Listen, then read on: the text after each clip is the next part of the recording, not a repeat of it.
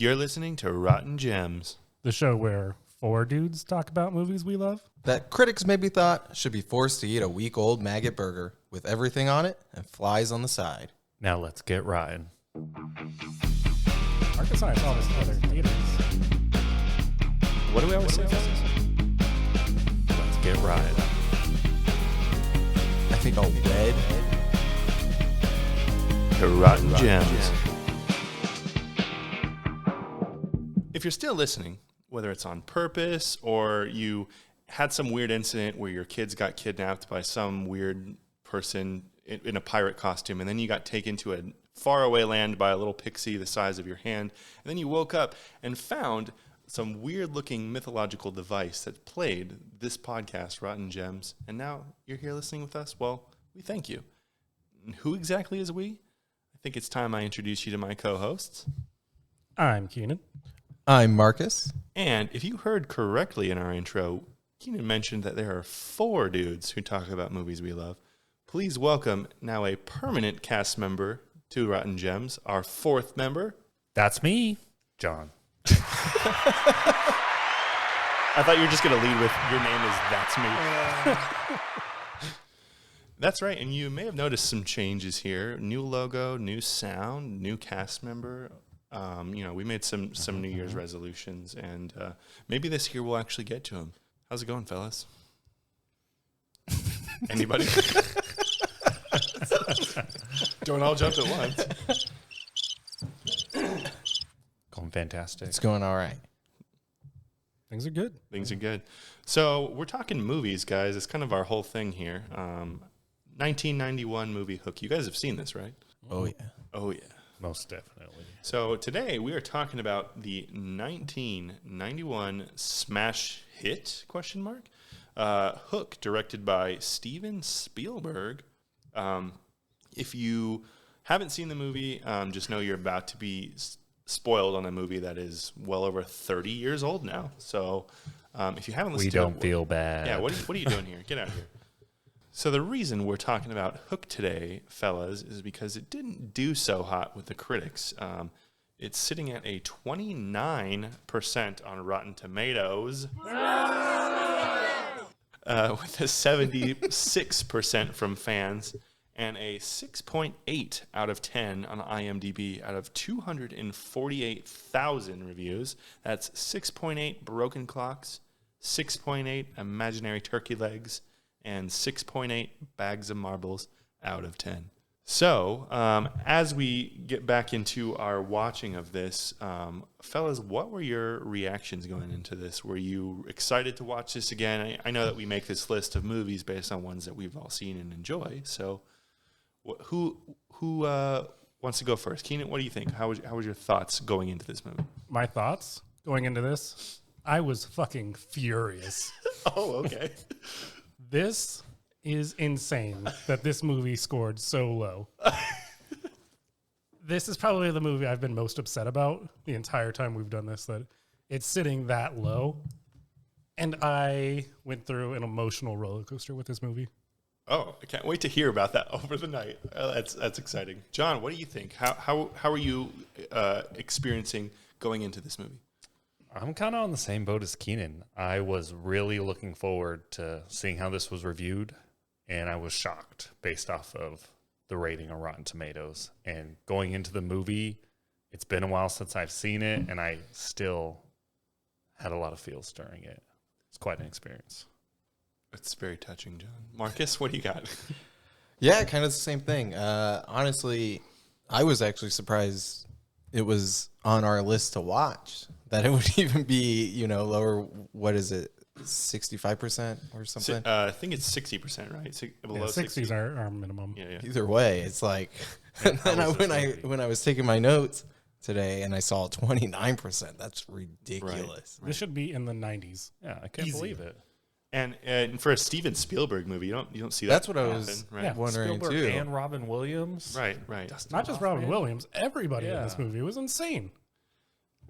It's like a beloved franchise too. Like, you should think that just because it's not original. That's part of the problem, I think, with Maybe, yeah. a lot of reviews that we come up against is people expect it to be something else because they've seen something similar before. and it wasn't exactly what they wanted it to be. Well, and I mean, obviously we'll get into the details or whatever, but there was not a reason for it to be rated poorly. There just wasn't. Right. It wasn't like bad acting. It wasn't even the CGI wasn't bad. I really do not understand how it had a 29%. Critically, I thought this would score higher because it seems like a movie that critics would actually enjoy. There's movies on our list that I know critics are going to hate because they're just our type of movie. Yeah. Hot Rod. Land of the Lost. Yeah, that's probably a better eye. I mean, I'm in the same boat. Like John, I saw this at a very young age, and I didn't remember most of this movie aside from like key scenes or like it took me seeing the intro of this scene to remember what the scene was about. So it was kind of like a new watch for me, even though I definitely have seen this movie several times, probably single digit age because this came out before I was born. So when was your first time watching this? Marcus and I saw this together in theaters. The prime age of 2 years old. That's it. We just saw. I don't even know how old I was. Yeah. It was a long time ago, but remember those key moments. I probably had the same reaction I had today. I laughed. I cried. Shit my pants. How did that guy fling food on him? All right, guys. Well, without further ado, let's jump into our scene-by-scene breakdown of Hook, starring Dustin Hoffman, Robin Williams, and Julia Roberts. So, a quick little synopsis of the movie Hook, if you have the need for a refresher. When Captain James Hook kidnaps his children, an adult Peter Pan must return to Neverland and reclaim his youthful spirit in order to challenge his old enemy. The weird thing about that synopsis, though, is it kind of ignores the fact that Peter Pan completely forgets who he is. And that's like a major thing in this movie. Definitely. So we're going to do things a little differently here. And this time we're going to tell you we've picked one bad review for the movie that just kind of sums up what it seemed like critics thought of this movie, which is weird. But Stephen Hunter of the Baltimore Sun gave this movie a 2.5 out of 4, which is a very interesting scale. And he said his review is, quote, "PP, phone home, or at least get a new agent." And the main reason I picked this is because of PP. And PP is funny.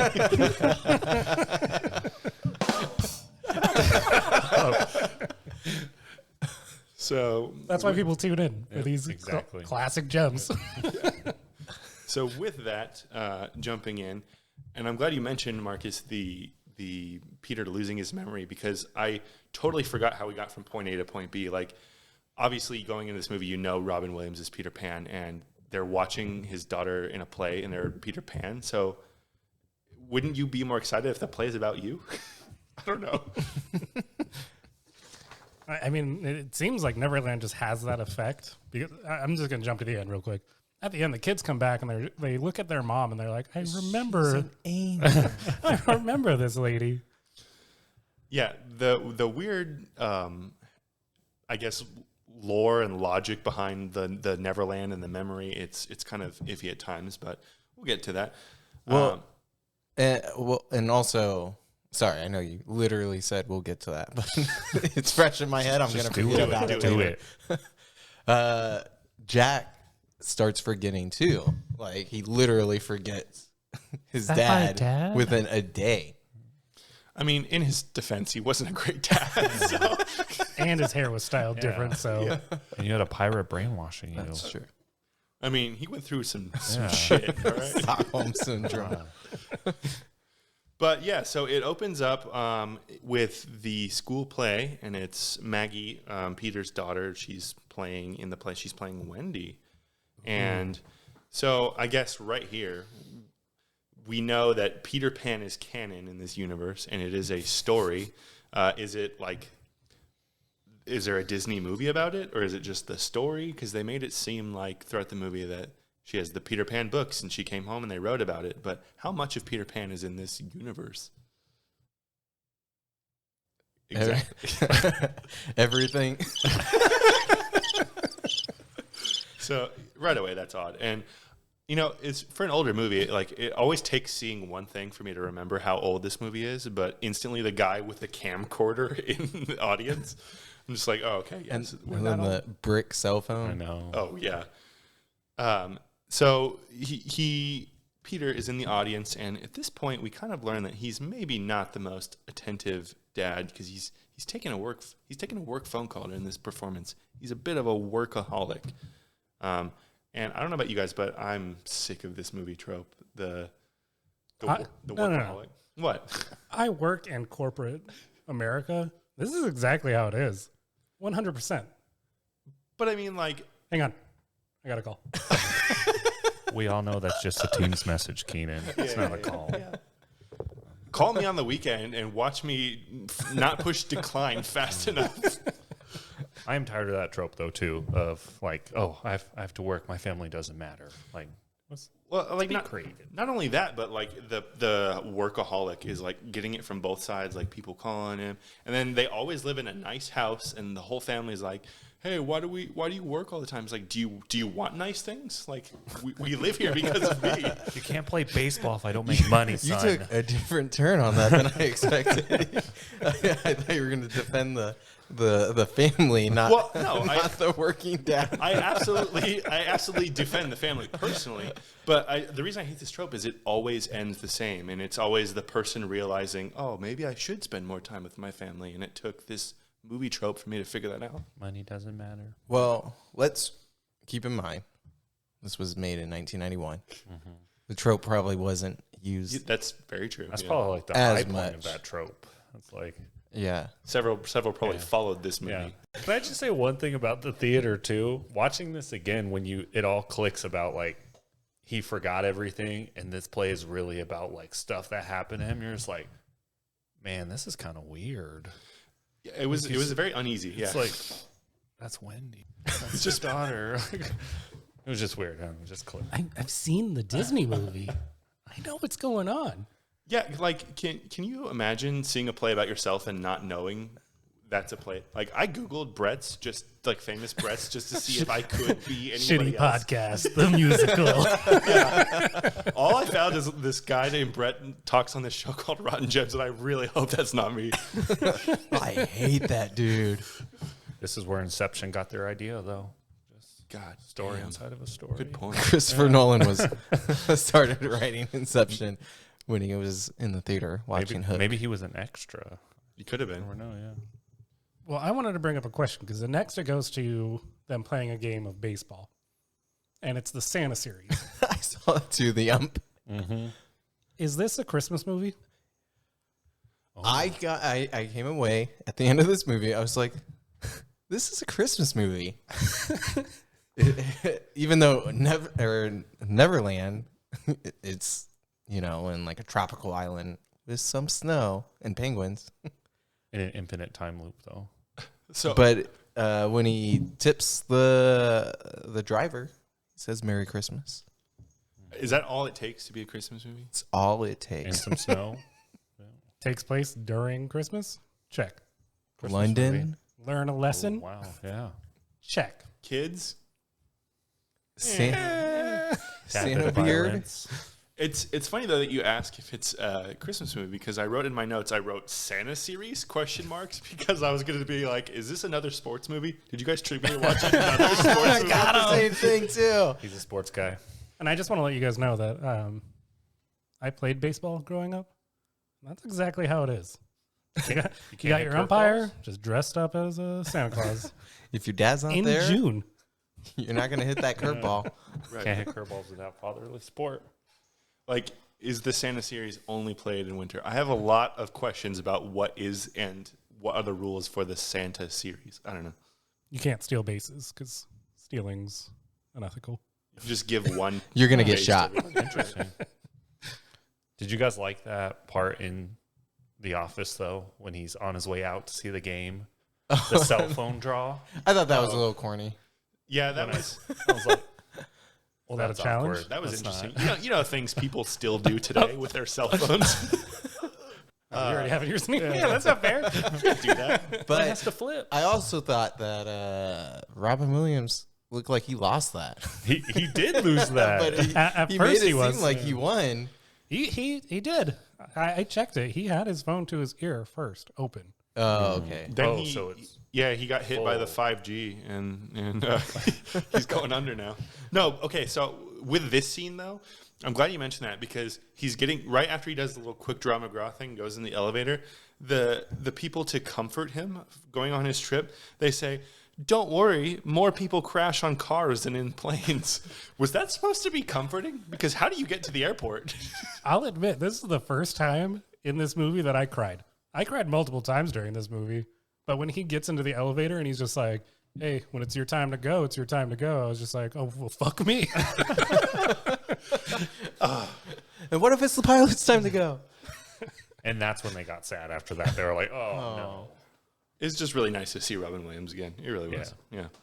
So then it cuts to them on the plane, and they're flying to their destination. It never really says where, but so what I loved about this scene is Maggie shows Peter the drawing that Jack made. Beautiful. Jack's a little pissed because Peter did not show up to his baseball game like he promised. His word is his bond. He said after he made his promise, whatever, or after he didn't make it. Yeah. Now it's my bond. Yeah. Starting now. Starting now. Yeah. It's because I But- love you now this time. The drawing is a little questionable because it was showing the plane they were on crashing and on fire, and everybody had like parachutes and stuff. I don't care who had parachutes. Everyone was dying in that picture. There were tons of sharks. That was going to be a feeding frenzy. There were sharks in the picture? I didn't know. Yeah, there were sharks in the water. Nobody's surviving that. I mean, it's Spielberg. He had to reference his own movie, right? Yeah. And the plane was on fire on E.T.. both sides. You see E.T. flying in a bicycle in the background? Maybe we should pause it and look at it again because the sharks are hard to tell when it's first because you just focus on the plane. But they're there. We could pull up the clip. Yeah. We could do it right now. I didn't get much past the plane being on fire because then they're very loudly talking about like, oh, if this plane were to crash, and like they're speaking at a very loud and audible tone, and it's like there's no way this would fly today. As he's smashing a baseball up against the window. What are you afraid we're gonna get sucked out? Yeah. Air Marshal.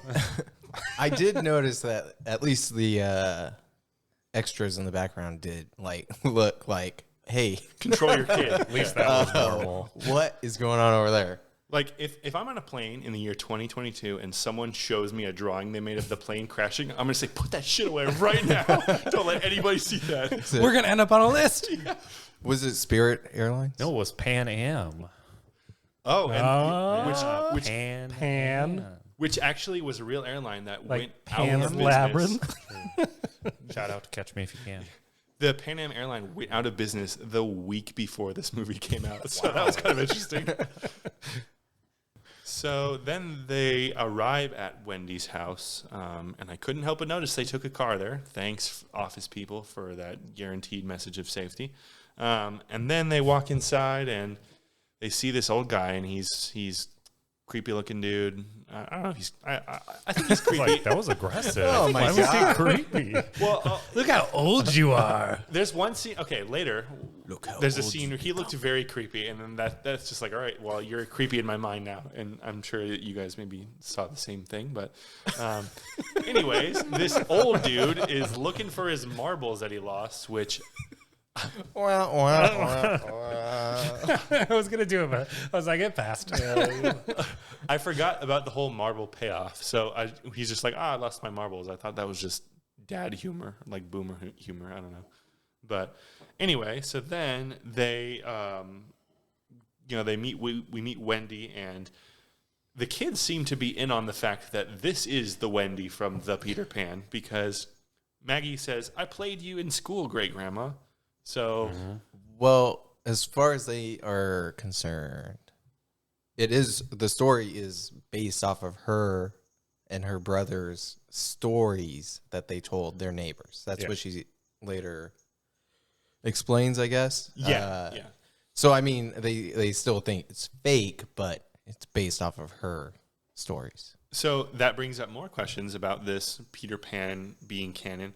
So if it is canon that Peter Pan existed and there have been stories written about him, is this family loaded for having being related to the writer of Peter Pan, because I gotta imagine. Clearly. Right. Yeah, you see that flat in London? They are Or whatever that was, 100% townhome?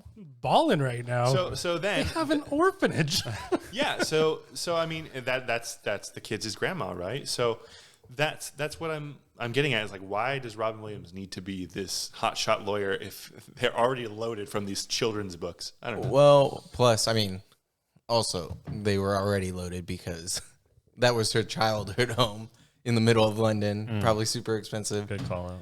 But anyways, he wasn't. I mean, he was her grandson, sort of, but he was adopted by a different family and taken to America, so he wasn't rich. Fair. Well, I mean, the kid's mother is Moira, who is Wendy's Yeah, that's true. Granddaughter. So they are actually blood related, but I mean Peter's not. But Yeah, that's true. anyway, She's just selfish I mean, she's still alive, so they haven't gotten any inheritance yet. for now. and by the way, Dame Maggie Smith, who played Granny Wendy, she looked very, very old. I thought the same thing. That was thinking the same impressive. thing. I was like, she has not aged in 30 years. She's been that old the whole time. That's the thing is because like she looks like that now, and I'm like, how? So she was actually 56 years old during this movie, but they aged her up to play a 92-year-old Granny Wendy. Dang. I think I realized that towards the end of the movie when he kept going back as young Peter Pan. And she kept progressively aging. Yeah, and at one point when she's like, "This is my granddaughter, Moira," Hey, what's up? and she looked younger than she did, obviously. So, that was probably more of her natural look at the time. That makes sense. Your daughter looks like Gwyneth Paltrow. I'm gonna kiss her. Wow, she's No, sleeping. she was Gwyneth Paltrow. You're jumping ahead. You're jumping ahead. Wendy was Gwyneth Paltrow. No, you're jumping ahead. You're jumping ahead. We'll get there. We'll get there. We're gonna fight over this later. Oh no. Well, I One of already you's right. won. One of you is right. I'm sorry, man. I won. So then we get to see this dinner that they're hosting in regard to the orphanage, right? So Moira is there, and Moira's there, and Peter's there, and Wendy's there, and it's in Wendy's honor. I was a little confused about what this dinner was about. Was it just like It was just like it was to her honor her. orphanage. She's- dedicating the orphanage? She's done so much work in getting kids adopted that And they put something together in her honor, and I think they had a center put together in her honor. But I want to reel us back for a second because I feel like we missed a scene where they're getting ready for the event, and Peter gets another call. First off, what's his name? Brad Yeah. needs to do his fucking job. Peter's on PTO.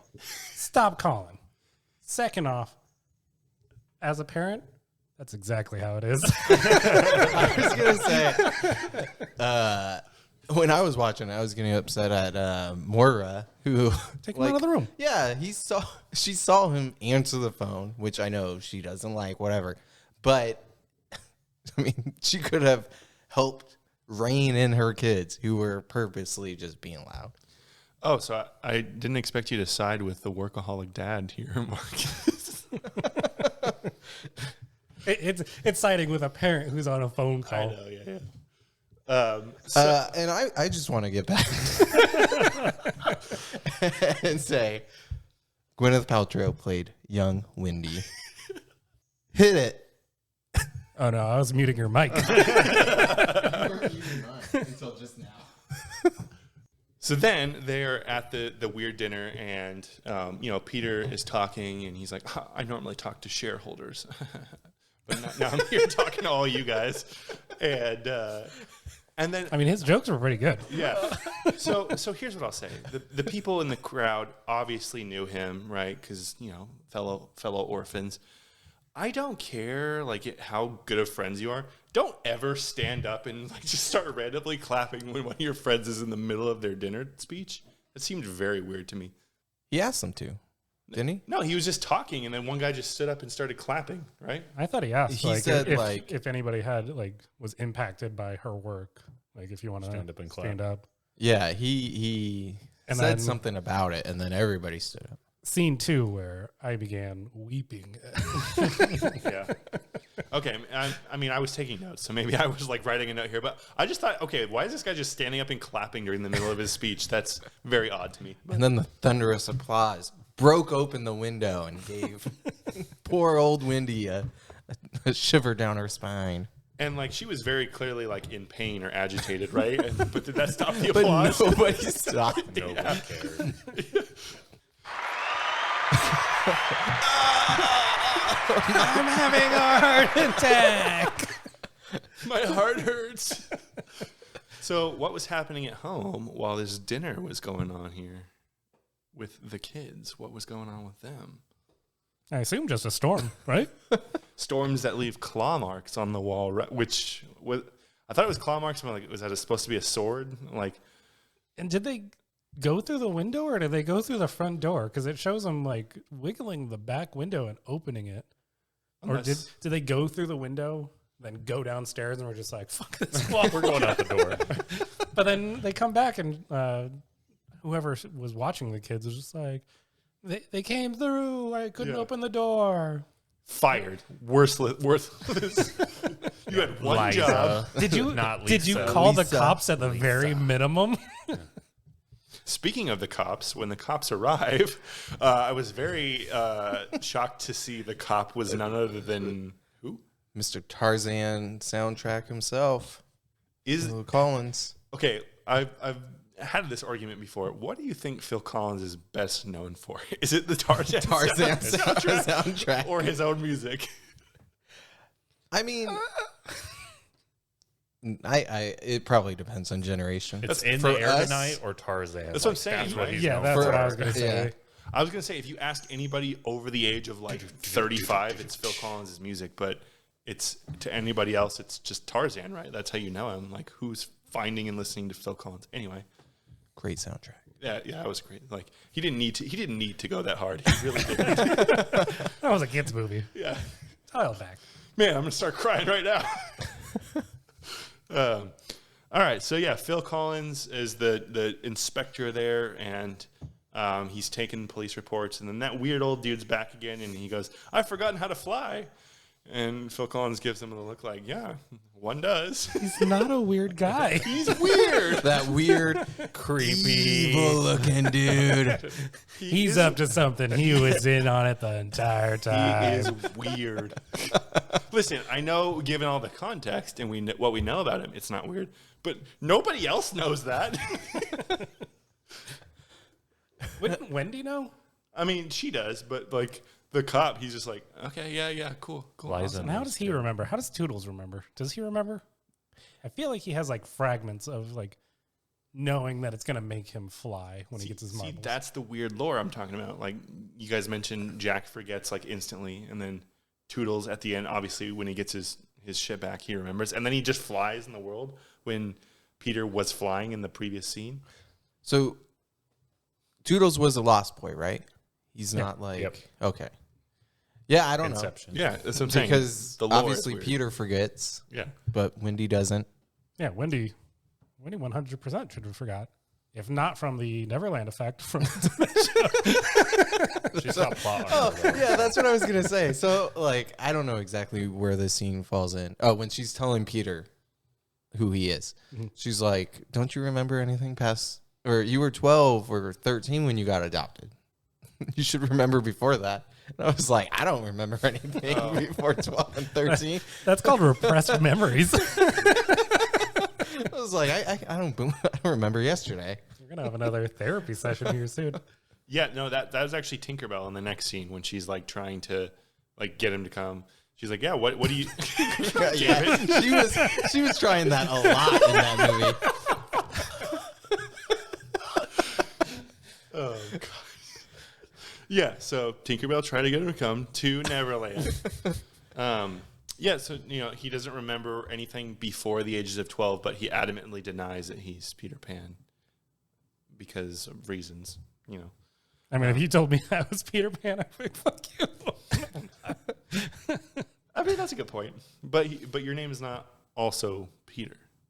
But if you arrange the letters in my name, it's nothing like it. Still not Peter. Yeah, I'm like waiting for the end of this.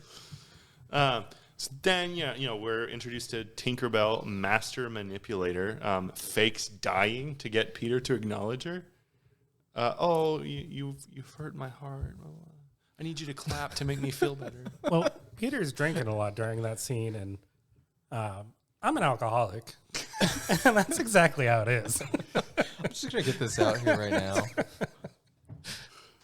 I did like how she asked Peter what he thought she was. And, I literally wrote down his response word for word because it was so great. You're a complex Freudian hallucination having something to do with my mother, and I don't know why you have wings, but you have very lovely legs, and you're a nice, tiny person. And what am I saying? I don't know who my mother was. I'm an orphan. I've never taken drugs because I missed the 60s. I was an accountant. Can you do that on alcohol, Keenan? Probably. Yeah, I could probably put that together. So that was a good little scene there. But at this point, Tinkerbell kidnaps Peter. This frustrated me. The list of her crimes. Hilarious. Yeah, the list of her crimes just keeps going up. Takes him to Neverland. Not just Neverland. She takes him straight to the pirates. Drops He him has off no right there. idea who Right. he is. He clearly is out of shape. He's not going to be able to stand up to Captain Hook. What was she thinking at that time? Like, Right in the middle of the town. Just Ridiculous. Which here's set the boat. Yeah. It was you're covered in a blanket, you'll be fine. Yeah. it was amazing. It looked cool, yeah. Oh, the town absolutely did. No, but this is the scene where the guy looked the creepiest. Like Toodles is watching Tinkerbell take him away, and he stands there with like big old bug eyes on the balcony. Looks like he's about to like cream his jeans from seeing Oh this. my gosh. I was right all along. Hate Toodles. I hate this guy. Because at this point I still didn't remember who he was, and I'm like, what is this guy's deal? What I'm curious, why didn't they just make it one of the brothers? That's what I Yeah. I remember bits and pieces of this movie before watching it today. The memory I have of it is that he was one of Wendy's younger brothers. But that's what I was saying, like, is he a lost boy? Because he's clearly not. Mm-hmm. Were they John and Michael? Yep.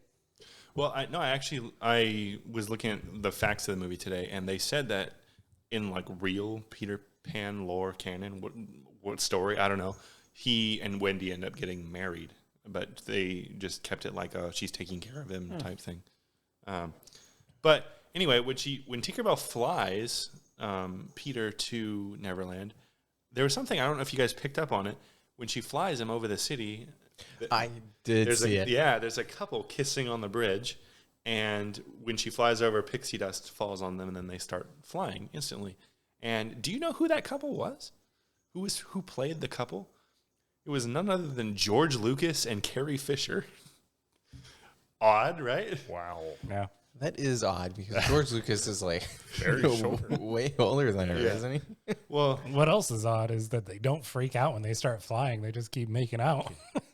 I mean, at that point, you just roll with it, right? How long does pixie dust last? Like, could they have flown home, or is it just like enough? I'll have to ask my dealer. Does it show up on a drug test? Or? Depends on the quality. Right. So then they wake up in Neverland on a pirate ship. So that's cool, I guess.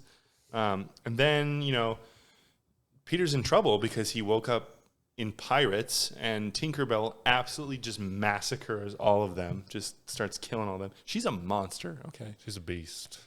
She should have just killed Hook. Yeah, This movie would have been way shorter. That scene was like the first like laugh out loud moment when he puts on the pirate thing and he's like, "Ah," and they're like, "Ah, how you doing? I'm good. How are you?" And this is where we finally meet Mr. Smee, played by Bob Hoskins. So that was, Mario. yeah. We don't talk about that. I mean, We're not. I was going to say, we could talk about No, that we can't. for sure. No, we absolutely cannot. You're right. Movies we love. Not that destroyed our entire Yeah, childhood. not that made us very sad. We can admit that we don't love all bad movies, okay? I don't like any bad movies. That's a good I point. like good movies. So now we learn that Mr. Smee and we see Hook, and Peter learns that holy shit, he did take the kids. They weren't lying. That would have been a nice twist. No, they're back at not home. here. They literally were taken by Jack the Ripper, and they're dead. Right, they left the sword in the wall. It could be anybody. We don't know whose trademark is swords. And then we see Captain Hook himself, and he's metal AF here because he locks a dude in a box for doubting him, and then pours scorpions on him. That dude. Yeah. Is not a dude. No. You know who that dude is? No, I didn't. Who is it? Glenn Close. What? Yeah. With a beard?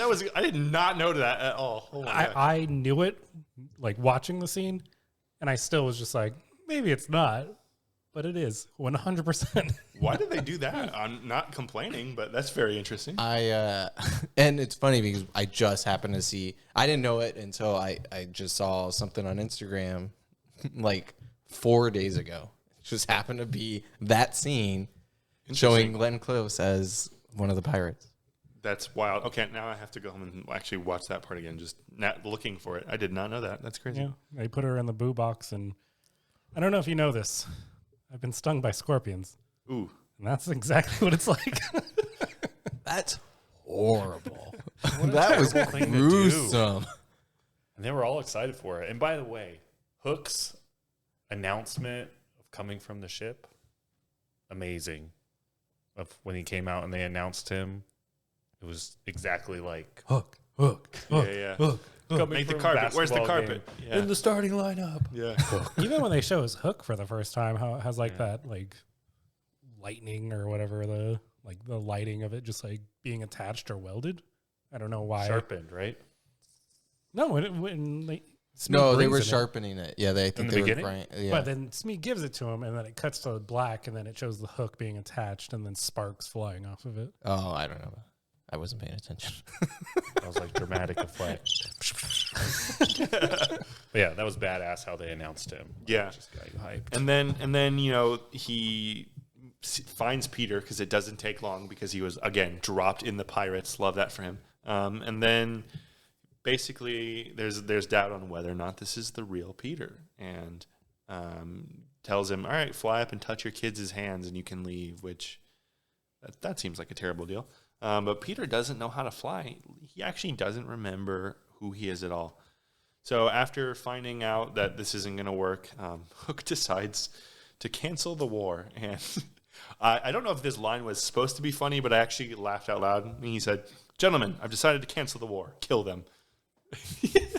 You know how war is when you're just playing and you're not actually trying to kill them.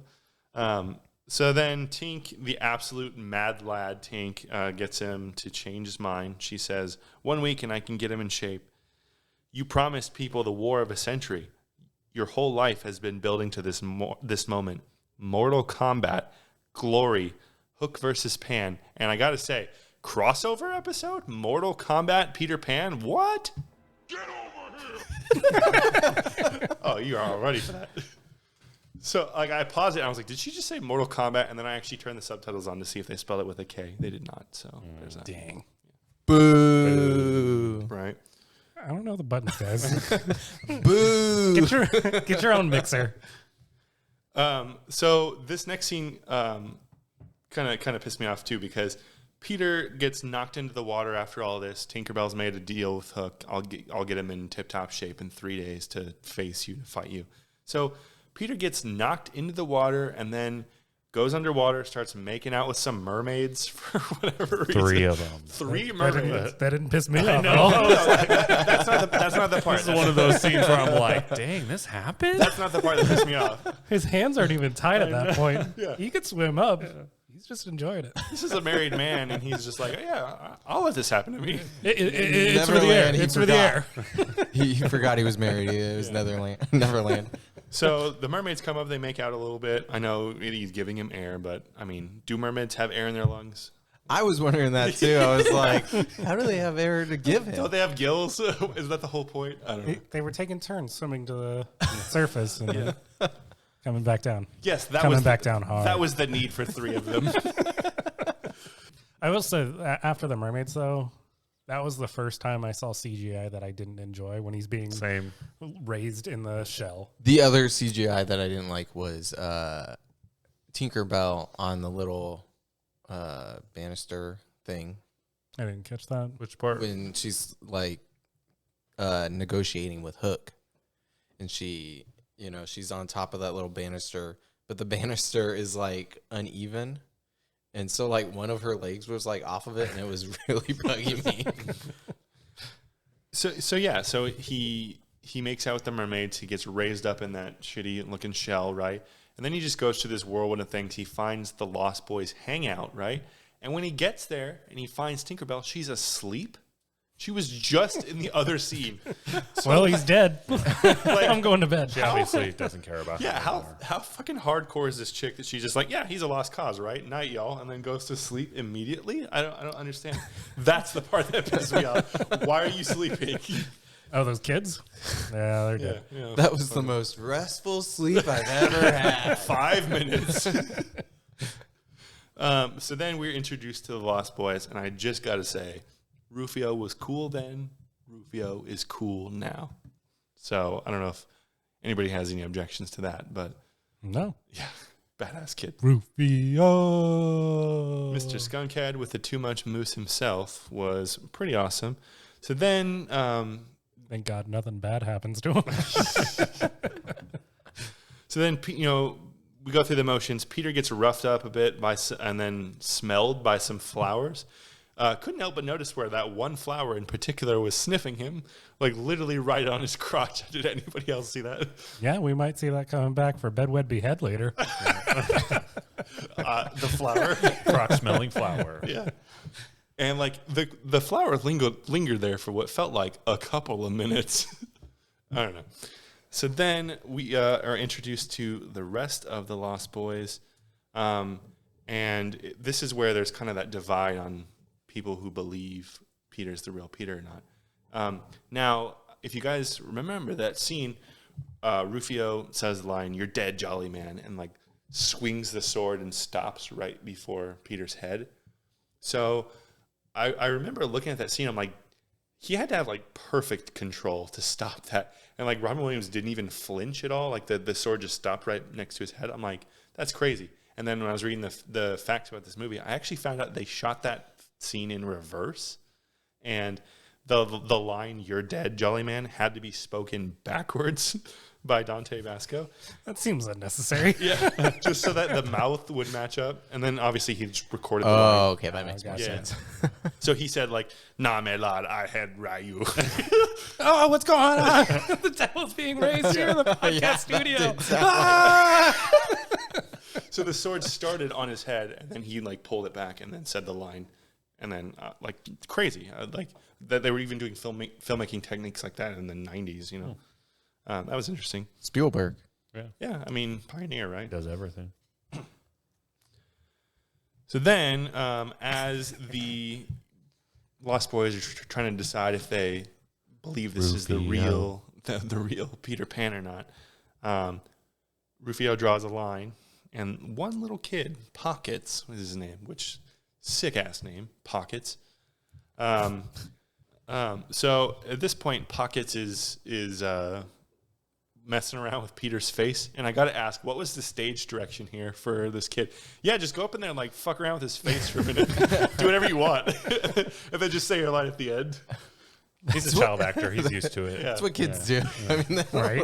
they got no personal space. Yeah, just like manipulates every muscle in his face. He's like, "Oh, there you are, Peter." And Which then is another moment, I cried. So, "Oh, there you are, Peter," which is exactly what I say every morning when I wake up.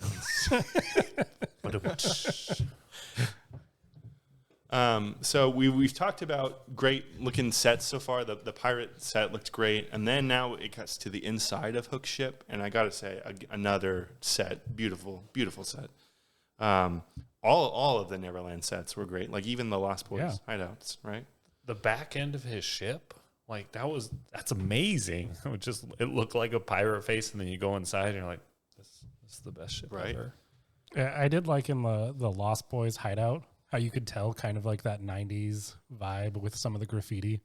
Yeah, I thought of the same thing. Like, especially with like the extreme skateboarding, Like the skateboard for sure. with the basketball hoop, and Oh yeah, for sure.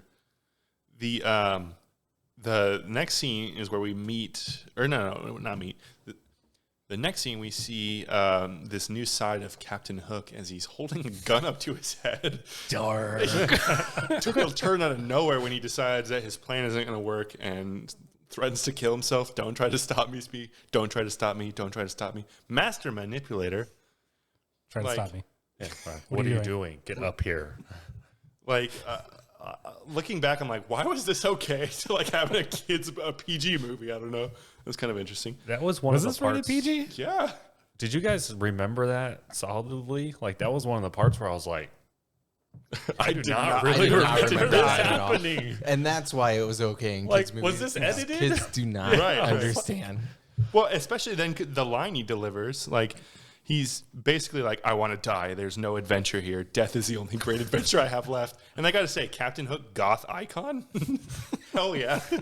And you know what? As you say that, Peter at the end of the movie says, "Life is the next great adventure." Ying. So there you go. Is this was that a The One callback? Nice. I'm also crying again. We need a crying counter on the soundboard. Just have it on the screen for YouTube. We could totally do that with some proper editing. So at this point, Smee comes up with another idea after being instructed to do something intelligent. No. Captain Hook comes up with the idea. Smee says it, but Oh. it's Hook's idea. That's a good point. That's a good point. True. The idea being to make the kids like him because they're easier to manipulate that way. And I just got to say, at this point, I kind of stopped seeing Captain Hook as a villain and more as just a dude who needs therapy. Just a lonely dude He's that just a nobody lone- loves. Lowly dude whose mother didn't love him. One could say he even needs a mommy really, really badly. Isn't Smee his mommy? It's mom's me. Yeah, mom's me. So then it cuts over to Peter here training with Lost Boys, and he's taking his first flying lesson, and he gets loaded up on the catapult. And I didn't really notice the graffiti you guys mentioned, but I did absolutely notice here all the signs that the kids were holding up. Tink Happy Tots. I didn't see any of these. You didn't see Yeah, that? they were holding him up by the They were pool. holding up the signs that were like happy thoughts, and Yeah. they're obviously children that can't spell. Idiots. I think one was like birthday spelled B. Yeah, that's right. That's what I was trying to think of. It was literally just So birthday. of all the signs, they were Tink Happy Tots, Candy, spelled Kandee, metal. Horsies, Bugs, Birthday, and Gum. You know, things that make you happy. So I got to ask, guys, what would the sign that they would hold up for you be? What would your hold up sign be? What's your go-to happy thought? Now or back You then? really called us on the spot here. Well, I feel like Keenan's is obvious. He's been mentioning it this whole podcast. Alcohol. Alcohol. It's just like truly Bud Light seltzer. Hang on, I gotta take a drink. All right. I don't know. I guess now mine would probably be like craft beer. And that would make me smile. That's a happy thought. Vape, Jewel. No. I think there's a reason why I don't fly. As one of the people without kids, by the way. One of the people But I without was gonna kids, say- putting it out there. I was gonna say, Kids is the a cop safe out. You can't answer- say safe kids and answer family. is, No. when I became a father, just like Peter when he thought of Jack. I mean, I just want to point out how it took Marcus a couple of seconds to think about a thing that makes him happy. I could see that was his first thought, but he was just like, that's going to be the obvious Yeah, thing, so I'm yeah. going to go for something else. Which was nothing.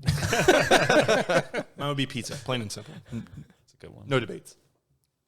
Anyway, so thanks for allowing yourselves to be put on the spot. Not that you had much choice. Cut it all out. Oh, that's going to be on I'm just there going to is leave Keenan. yours. So now, I'm not happy. I'm going to edit it to say, my happy thought is nothing. What are those? So now it cuts back to Hook with the kids. And the previous scene, again, Hook is leaving with a plan to make the kids like him. So that way, they're easy to manipulate. And he does this by telling Maggie directly to her face, before you were born, your parents would stay up all night together just to see the sunrise. Maggie, before you were born, they were happier. They were free. You know things you say to a kid to make them like you. Did you want to talk to them, Marcus? So this actually made me go back to questioning like the effect of Neverland. Is it more impactful for like males over females? Because Maggie seems to remember more throughout, and Jack is already starting to forget. Well, are there any other females in Neverland besides Tinkerbell? And There was that. Glenn Close. Oh, No, not right. Close. The lovely ladies that Yeah. they show. That's right. Lovely. And the mermaids. Yeah, lovely. I mean, are all mermaids women? I don't know. Merman. So, I mean, yeah, that's a good point. Again, the lore and the rules of what makes the memory forget and come and go. I Just a writer's dream is whatever you want. I mean, they had very much creative control on what they could have done. So I don't know why they made it so confusing. I don't know. But anyway, so then that doesn't really work, and Maggie doesn't like that for some reason. So let's cut back to Peter and see what he's up to. And I got to say, this next scene, it's the dinner of the Never Foods. And I had completely forgotten about this scene, but the second they like start eating from invisible bowls, I'm like, oh my God, I remember this. And I got to say, that food, when it finally appeared, looked delicious, right? Especially when they were like throwing it around, because it looks like just different colored icing. That's all it looks like. Like chicken and icing. Is that what their dinner was? Magic sand going around. So I remember as like a kid, that icing always looked so good. I still hope someday that I get to have a food fight like that.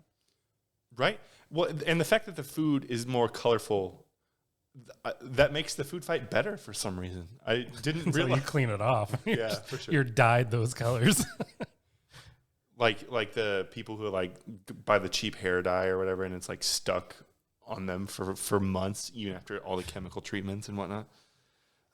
So then we have, I think that the concept of the show Yo Mama came from this next scene where Rufio and Peter are just hurling insults back and forth. And like, I laughed as a kid. I laughed again now. Like, some of these were just out there, wild, in the most PG way to insult people. You're a booger brain. Yeah. But there were a few lines that definitely went over my head as a kid. Did you catch the comment that Peter made, called Rufio a nearsighted gynecologist? I did catch that this time. I'm like, oh wow, I didn't catch that. But that was before he absolutely destroyed Rufio before he called him like a substitute chemistry teacher or something, or what was it? That was it. Substitute chemistry. Yeah, so substitute chemistry teacher, nearsighted gynecologist. I think at one point someone called someone a slug slime sack of rat guts covered in cat vomit, which seems like a very child way to insult somebody else. And it's at the very end of this scene where one of the Lost Boys hands back Peter Toodles' marbles. And then I went, oh. He's not a creep. He's not creepy. I had Toodles all wrong. But at this point, I've already seen him as a creep, so that just carried on for the rest of the movie. You already saw him watch Tinkerbell carry a dead body out of a window. And he was happy about it. He didn't care at all.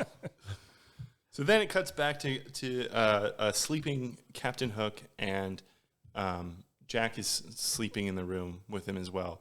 And his pocket watch is going off. And that, wakes Hook's mustache first, and then him.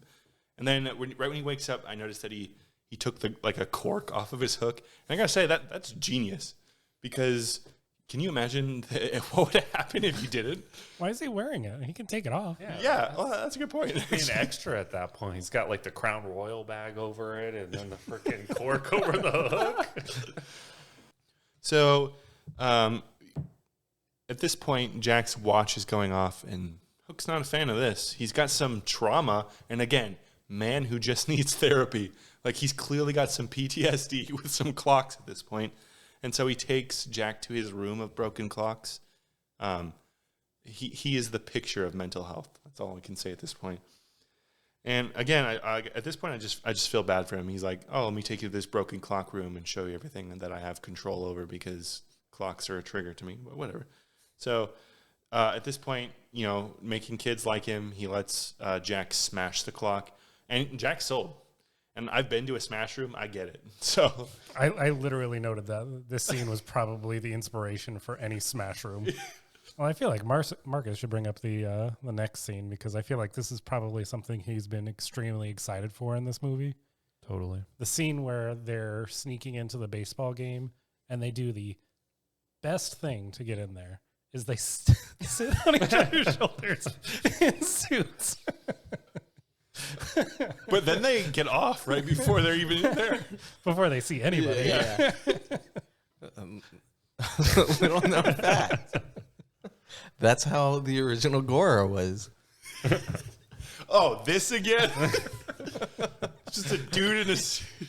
It's somehow shown up on multiple movies that we've talked about. The aliens in Space Jam. Yeah, that too. Maybe that's the common denominator for all these movies we like. I'm sure we could find that somewhere. As far as movie tropes go, don't hate that one. More of it, please. So at this point, Peter finally gets to watch his son, Jack, play a game. But Captain Hook is also calling him son, which is kind of weird for a kid he just met. I don't know. That was a little creepy to me. Well, what upset me about this scene is Smee is out there balking like a motherfucker, just doing whatever he wants on the mound. He was lifting his leg up like 3 Well, that's times. because Jack taught them how to play baseball. He doesn't know the rules Yeah. yet, but still, call something. I think at one point a pirate steals a base and then he gets shot for it. Again, I would watch stealing. sports. I would watch sports if they were like this. They are. You're just not watching them. That's baseball. You could honestly just read the news. Every week there's a football player going to jail for something. Oh. But doesn't happen And they're on the all field. on the Raiders. Too soon? One sport I actually did watch, and again, it's sports adjacent. Did you guys ever watch slam ball? I was going to say, 100%. on Spike. Yep. Basketball and trampolines, every kid's dream. Anyway, so at this point, this game is wild. Run home, Jack, but the Pirates mixed up the words. It's home run, Jack. So any more baseball talk before we meet Peter's new friend, his shadow? I mean, I could go on for hours, but I'll let it go. Neverland League. All right, so yeah. What's the regulation of these fences? That's like what, maybe 90, 100 feet? This is ridiculous. It didn't matter. Of course he hit a home run. It didn't matter. That ball was in the air for A stratosphere. an hour. Well, in the greatest probably scene transition of the movies, you think it's just another scene where we find Peter alone trying to practice flying solo when that very same baseball comes and conks him on the head, and then he's fine. I feel like that force of that baseball to travel that far in the air would absolutely murder him, but whatever. CTE. Yeah. So at this point, Peter finds his old hideout in there, and this is where the memories just keep flooding back. And the tears keep flooding back. One more tear counter. So Tinkerbell's in there, and he starts recalling his memory to her. And at this point, like, he kind of lost me with some of this memory. He's like, I remember being a baby. Yeah, that baby scene was ridiculous. I decided to run away. Yeah. You got pushed down a hill. You didn't run anywhere. You couldn't walk. That was going to be my joke about going to see the movie when we were 2. I decided to go see the movie, but what really happened was the wind just flew me and Keenan into the movie theater. You guys had a rebellious face and ran away to the movie theater. Sir, and then he's like, Tinkerbell saved me. It's like, sir, she kidnapped you as a baby. She didn't save you. This is Stockholm Syndrome. Again, this is a common theme in our movies. We like Goro puppets and Stockholm Syndrome. Stockholm Syndrome, where there is a sports game being played in a neighboring world where logic and rules don't apply.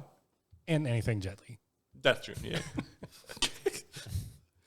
So then we recount how he met Wendy, who was played by a young Gwyneth Paltrow.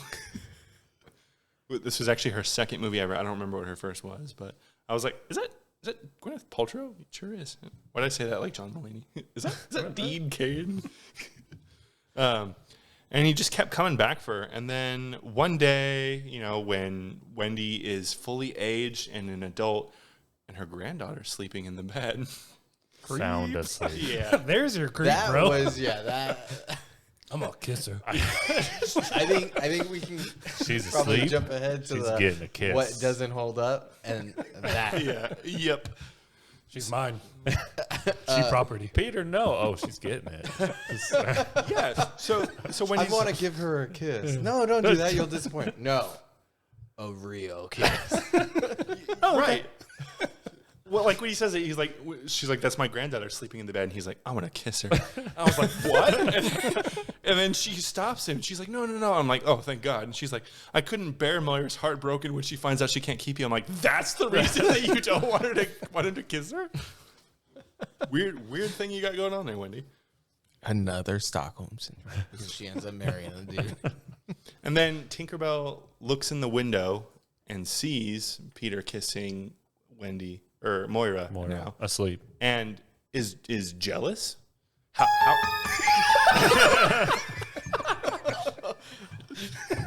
That was horrifying. I was not expecting it. It's very loud in my ears. But anyway, Tinkerbell is jealous of this, and I have to ask, how would that work? How would this work? Tinkerbell and Peter. I mean, we have another John and Tweety situation going on here. I mean, they kind of I don't see explain it. anything wrong with it. They explain it in the next scene because she becomes full sized. Oh, she becomes all right. Yeah. Which I gotta say, that scene Weird. probably could have been cut. Yeah, that weird. was very unnecessary. And Peter remembers he's Peter Pan in that scene, right? Yeah. And then, but forgets all about You can only keep his one. Yeah, other another life. Neverland lore. Like it just Like, he instantly forgot about his kids and Moira. I mean, when you can fly, is there anything else to think about? But the only reason he can fly is because of them. Which I want to point out, because at this point, cuts back to Peter in the treehouse, remembering, right? And he's found his happy thought, and he's finally flying. It took this man an hour and 40 minutes to find one thing he was happy about in this movie. Story of Marcus. I was going to say, come back to me at the end of the podcast. I'm probably still going to have a hard time. Like he's here to get his kids, and he's like, happy thought. I don't know. Interesting. So then, yeah, Tink gets humongous. That was weird. gets grown. And then she kisses him, this is now the fourth person, not Peter's wife, who has kissed him in this movie, and he's just cool with it every time. He forgot. I mean, the mermaids he remembered. Your Honor, Don't forget this. Your Honor, I forgot I was married. Wait, But if Neverland? his wife asked, he Yeah, forgot. you're okay. But anyway, so now it's the big showdown, Captain Hook versus Peter. He arrives fully flying, fully in costume, fully spiked hair. And This hair, man. that hair. And at this point, we see, speaking of hair, a young Jack dressed in full miniature Captain Hook. Adorable. And the first thing I thought when I saw him standing next to Hook is, don't talk to me or my son ever again. But Jack doesn't want to go home with his dad because he's happy where he's at. And Hook says, "He's my son. He loves me dearly," and then proceeds to shove him out of the way to go fight. You know what you do to your loving son. So then Peter flies up to Jack. Jack, I found my happy thought. Took me 3 days.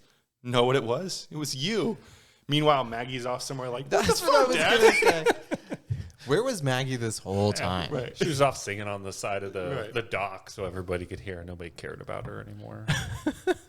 But as the son, your dad telling you that, like, it took me 3 days. And you're like, 3 days? To realize that you love me? Well, I mean, Don't come to my baseball games. you drew me without a parachute.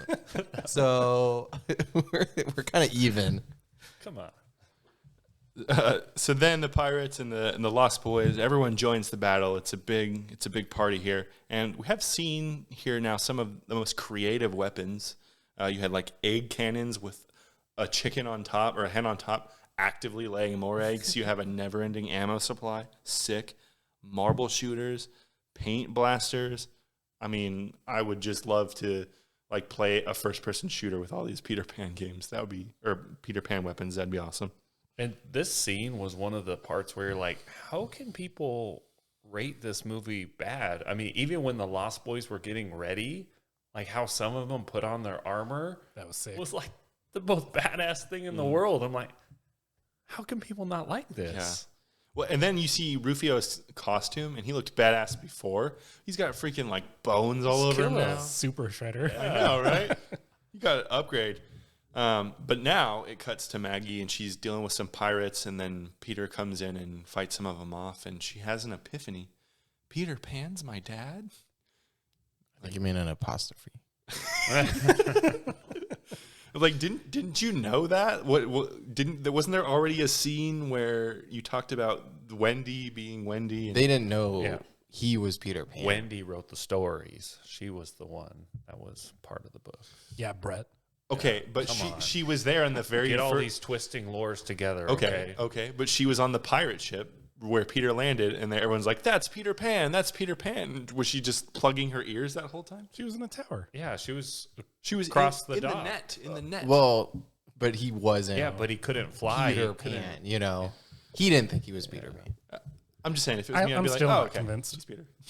Yeah, especially with how the movie ends. Yeah. Hey, Spoiler. Pump the brakes. Still got like 2 hours before we get to that. So then we are. Just kidding, everybody. We are at the climax of the fight here. Rufio shows off against Captain Hook. They've got like a nice little back and forth.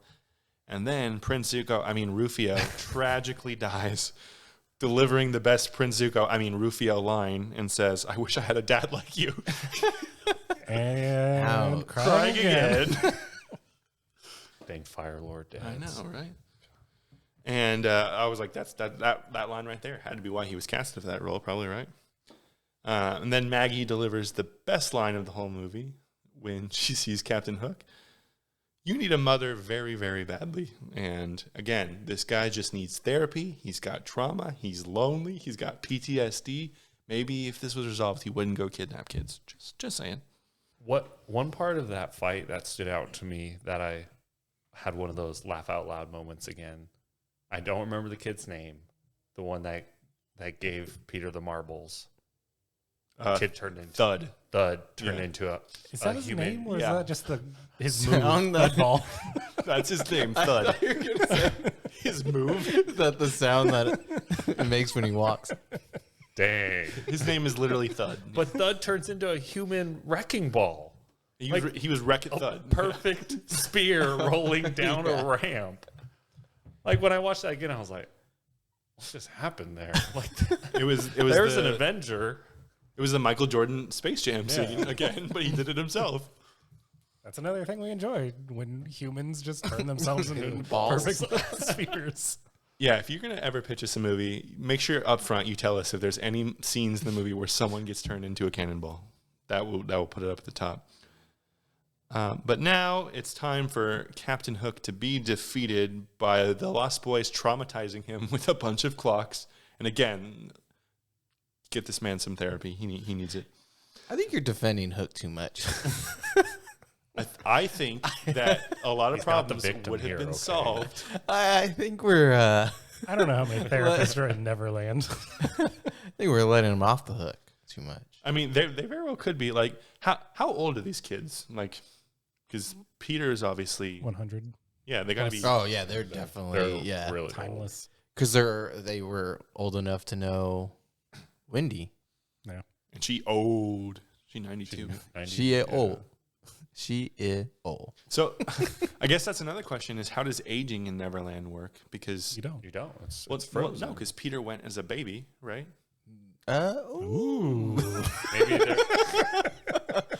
And then he came back and he was a But kid. he leaves and comes back periodically, so he's aging while he's in the real world. So if you're born there, do you never Don't advance question as it. baby? I don't think that fits because maybe you get to choose when you stop growing up. And he's like, you know what? I'm old enough where I want to do the shit. yeah, I because wanna the do. pirates also, they're Yeah. adults. That's what I'm saying. Is like Yeah, Captain Hook is aging because he's got. Let's be honest. I'm over 30 years old, and I have gray hair, and I have thinning hair. I understand it now. I get it. But that's what I'm saying is like maybe the kids are like 100 years old. Are the adults 200 years old? Is that how it works? I don't I'm know. gonna go with Who John's knows? theory of you get to decide. Like if you get to decide if you want to grow up or not in Neverland. Let us know in the comments on the YouTube video if you think Marcus is right or if maybe Well, there's another theory. And while you're there, go ahead, hit that like button and subscribe. Thanks, everybody. Thanks, guys. Well, along with that, how does time flow? Do they go back to the real world and it's been 3 days later? So has the mom been waiting for 3 days, or is it It was like the the same next night, morning? right? Yeah, this is some Einstein Wasn't it the theory same of night? relativity shit going on here. When they came back and she wasn't it the same night? She didn't seem panicked that Peter was gone. I don't know. I mean, she probably thought he was at work or something. Or Let's out be drinking. honest, like, He's yeah. he's in the bathroom taking a phone call or Yeah. something, right? So at this point, Hook gets eaten by a dead alligator, crocodile. Well, I don't know what the Yeah, difference that is. was questionable. I was gonna go back to the possible ending of did this happen? Because Peter wakes up in the snow. Yeah, and also, why did you have Smee there? That's what I'm saying. Yeah. So Peter wakes up in the snow. In In his normal clothes. Yeah, in his tuxedo, right? Yep. From the banquet. And he sees Smee. But then he also sees Tinkerbell. So confirmed. But that could have been in his head. But then he gives the marbles to Dooley. And I Marvel's don't know. Yeah. I'm very confused. Well, I also want to point out like how so the kids. Okay, so the kids fly back into the. Oh yeah, the kids can fly now. Yeah. So Tinkerbell takes them. yeah, so I also want to point out how Tinkerbell. No, she sprays pixie dust on them, and then Peter says, "All right, think a happy thought, and you can fly." And then Maggie gets her revenge and is like, "Yeah, Mom, I'm thinking about Mom right now, not you, you piece of shit." Suck it. And then Jack's like, "My dad, Captain Hook." No. Was that another crying moment for you there, Keenan?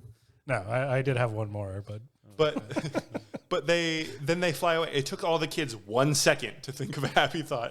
It took Peter an hour and 40 minutes. not 3 days. They still have their innocence of being children. They haven't had a corporate job weighing them down for corporate America. for the last 30 years or whatever. Right. So now, yeah, then Peter wakes up in the snow. The kids fly back to the room and see their mom asleep. Obviously, they're traumatized. And the kids do the gaslightiest things ever. Let's just go back to the bed and pretend we were never gone. And again, got you. We're right here. There's a camera. There's a camera. again, they act like they don't remember her, even though her happy thought was her mom. She looks like an angel.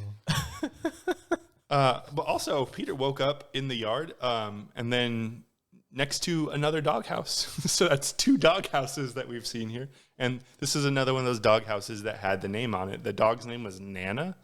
Yeah, it's from the cartoon. I don't know Peter Pan. I recently watched it. So in preparation for watching Hook, I also watched the Disney's Peter Pan and Guardians of the Galaxy.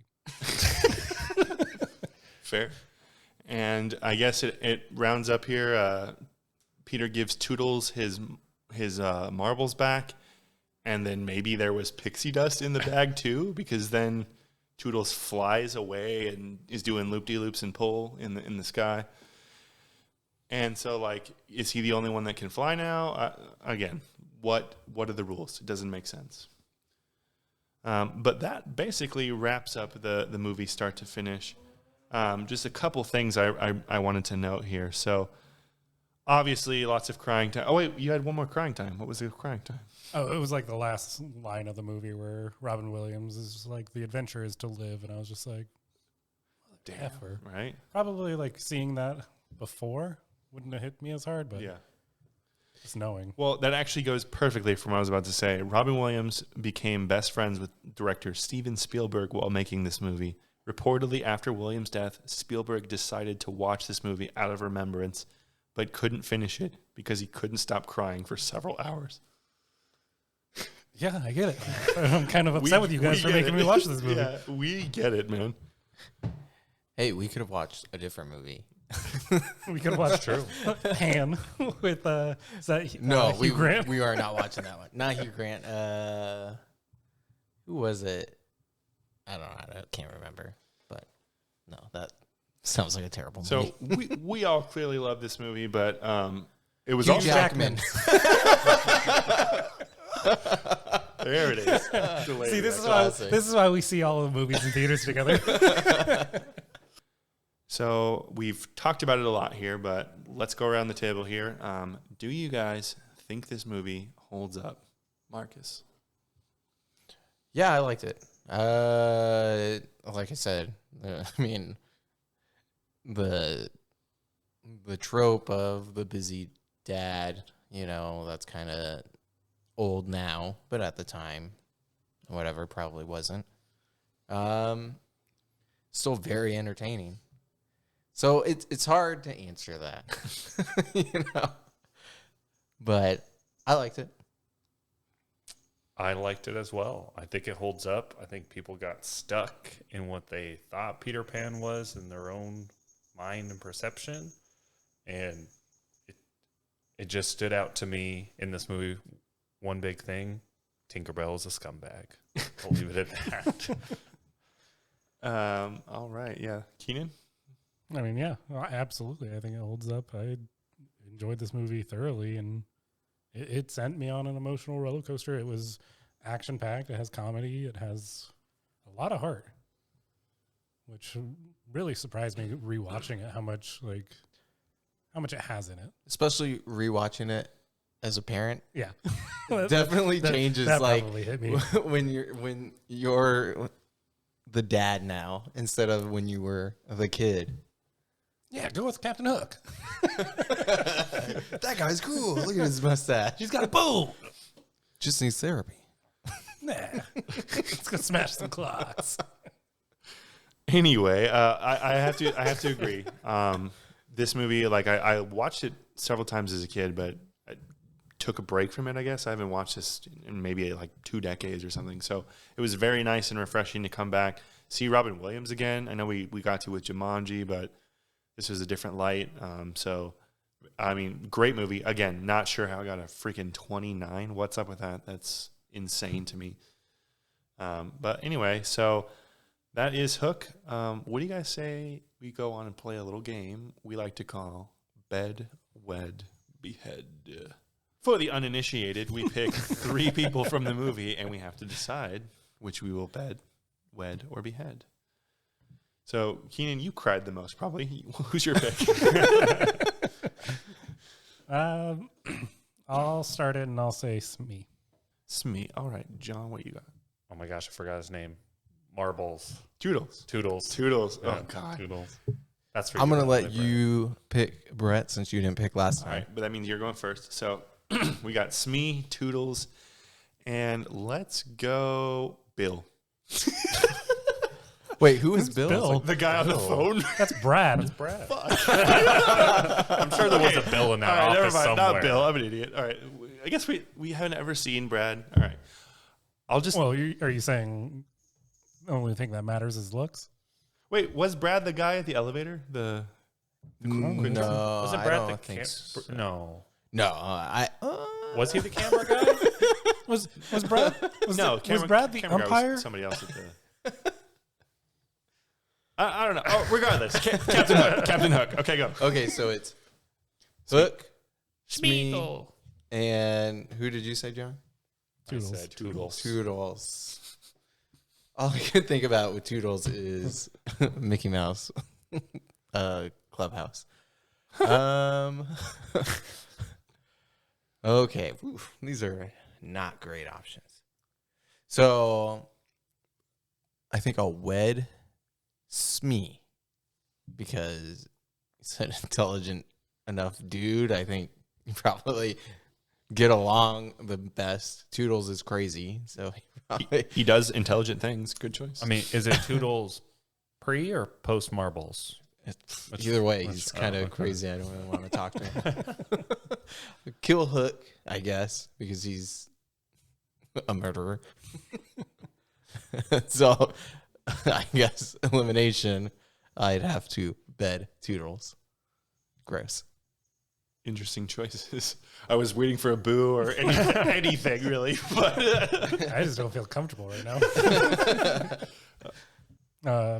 I actually did put the same exact three. I said behead Hook because, I mean, that guy's got baggage. He's got too much. I can't. If this was a show Baggage with Jerry Springer, it's too much baggage. what a weird show, by the way. I said wed Smee. He just seems to be like somebody who's just going to take care of you no matter He's what. a caregiver. Yeah, Like, he's always there. gentle. Earwax. Yeah. And then Toodles, you could probably get a couple crazy romps out of that. You get one. You get one crazy romp. He could put those marbles somewhere. On a string. What you got, John? Let's see. Well, I mean, Smee is the one we're gonna marry. Like, caregiver, feed me. I don't care if you take little bites. Just give me the food. That's a great scene. This is the only time I can eat. I'm gonna switch it up though. I'm gonna go for the crazy bed. It's got a little trauma, a little baggage. It's gonna be a decent ride in the bed. So I'm going Hook. God, you guys are so graphic. What if his wig slides off? We'll get around it. And then Where's he going to put that hook? yeah, let's say that's part of That's the a hook that's around. the mystery. And then that means poor Marbles is gonna get beheaded. Maybe Hook has like a different adapter for his hand. I mean, we could get deep on that. That thing had multiple. We saw it with a pointer with chalk on it. He was able to put the baseball glove there. That was so funny when he was just holding up the base. He's like a stand mixer. He's got like a pasta maker, like attachment, a meat grinder. Well, not a meat grinder. Might change my answer after that. All right, I'm going to actually disagree again, and here's what I'm going to say is I'm marrying Toodles. And the reason is because that pixie dust is going to wear off, and he's going to go splat on the ground, marriage over, and I'm free to do what I want. Appropriate. We just know you hate him. It's fine. Yeah, he's weird. I don't like him. And then I'm going to behead. Perfect person to marry. He's going to die soon, don't worry. You could have beheaded him though. I will behead Hook because I don't want that dude running around sticking swords in my door forever. And then I'll bed Smee. He seems like a pretty cool guy. Your back door. It's a good reason to Phrasing. murder somebody. Phrasing. All right, guys. So that is bed, wed, behead. I think it's time we move on to a little game we like to call 7 Degrees of Who. So we'll pick a person from the movie. I was going to pick the kid who plays Jack. I don't know his name. I know a movie that he's in, and this is the only movie I could think of. Win. Charlie Korsmo. Korsmo? All right, so Charlie Korsmo. Korsmo. You have to drill when you say it. Here we go. Number 1 on the list was Eminem. Oh, so we have to get to Eminem. We have to get to Eminem. You know that. Ooh, We could do it. We could do this actually pretty quickly. Now I think about it. We could do this. All right. So because I chose Charlie, does that mean that I go first? Do it. Yeah, because you got to get us out of this. Yeah. Okay. Might as well go with the movie you picked. Then I'll go with Seth Green in Can't Hardly Wait. Seth Green. I'm going to go with The Italian Job. Edward Norton. I forgot Edward Norton was in The Italian Job. He's the bad guy. Yeah, right? he's a bad guy in that movie. So, all right, Edward Norton, and we're going to Eminem. There's one movie that's... You guys are gonna have There's to, only one. You're gonna have to movie. connect movie. it because I never saw 8 Mile. I'm gonna say the movie that I know Eminem was in. Yeah, yeah. 8 You Mile. never saw 8 Mile? Oh, I do know another movie. It's was in. great. Ooh, there's another movie Eminem's in. Is there? And yeah. Okay, give me a second. 'Cause I might be able to connect it. Yep. I think I know what you're talking about. Yeah, that's what I was trying to link it to at first. You got it? Yes, we can finish this. Oh, wow. Edward Norton was in Sausage Party with Seth Rogen. Yeah, that's the movie. I don't know what movie you're talking about. It's there. I mean, there's one way I was already going to go, and that was... Let's do Seth Rogen. Oh, here we go. To Paul Rudd in Knocked Up. No, we can get back to it. That's fine. Do you get what I'm doing? You get what I'm doing here? Yes. Well, sort of. I don't know. No, I mean, I do. We We're already... talking- You know what I'm doing. I know what you're doing. Yeah. But I also know where they're going to go. Yes. So I can go either way. Yep. Yeah. Wait. No, you can't. You need to go one way. Yeah. Because it has to go through us. No, because he could do it. I could finish it. Yeah. I'll finish I'm it. really You good could say at it. finishing. You could say it. John could It's finish quick, it. though. It's not a long time. I'm just letting Pause. the audience know. This could go two ways. I'm going to go with he was in Clueless with Brittany Murphy. But I know. Okay. we could have also said that he was with like Leslie Mann in This Is 40. No. No. That's not No. even the way. No, first of all, Okay. Hey, Mando. my official guess, Okay, and I want all of this in here. All right. My official Brittany one Murphy. is Brittany Murphy. Okay. That way you can finish it. Okay. Okay. And then I'll explain. yeah, after we get it, we'll say what we're thinking. All right. Brittany And Murphy. Brittany Murphy was in 8 Mile with Marshall Mathers, a.k.a. Eminem. Nice. Ooh. There you go. Now, Boom. what were you going to say, Wes? So if Leslie Mann was in Funny People with Eminem. I didn't know. I never saw Funny People. I've never seen it either. I erased that memory from my movie. Funny People is the one where like they're in like a bar or whatever. I think Ray Romano is talking to him, and he like makes them like super mad. Ray Romano. What does he sound like? It's all wrong. That's not where I was going. So what if I said to you, they hate us because they ain't us? Oh, was he in that too?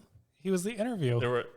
where he says he's gay. Yeah, I remember. He's like, Eminem comes out. I don't In the I understand. don't interview. how- remember that. Yet. I don't understand I how people remember haven't picked up kinda. on it yet. Like I don't.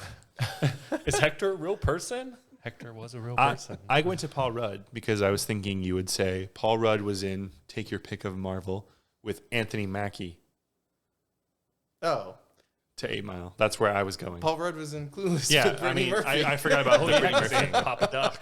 Yeah, That's right. Yeah. I forgot about the Brittany Murphy angle. I was strictly going to in my brain. I was like, all right, got to get to Anthony Mackie. That's I the only was reason. literally from jump. I was like, how can I get back to the interview? Yeah. And what's Like, funny is how that can I get people back listening probably had like completely different routes Right. for this, and we're like, "What are you guys doing?" Yeah. So how many steps did we do it in officially, Marcus? 7. 7 Seven. steps. Hey, look at us go. That deserves an applause. Yeah. All right, tell us if you did it in less steps. You show offs. I mean, you probably did, but But anyway, guys, that is Hook, the 1991 classic with Robin Williams, which got a 29% on Rotten Tomatoes. Boo. Yes, critics believe that Michael Bay's Transformers was somehow a better movie than this, which, according to their standards, it's twice as good of a movie as it is, which is crazy. Not a fan of that. But we did want to leave you with a quote from the late great Rufio, and that is Bangarang, you know? So do what you will with that information, because, again, I didn't really find a quote that could sum up the whole movie. It was just a lot of little themes running around here. Don't grow up. Life is the adventure. Don't work so much. All that good stuff.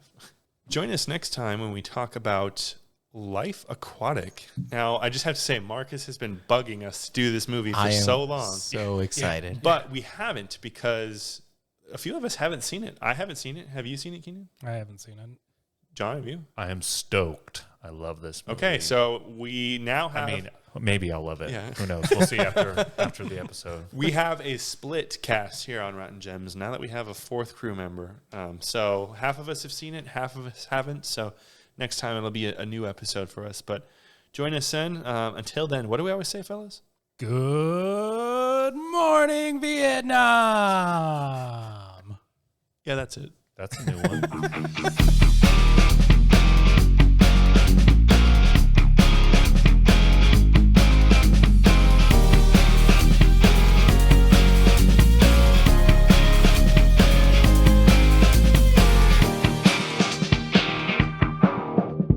I'm not a pirate. It just so happens I'm a lawyer.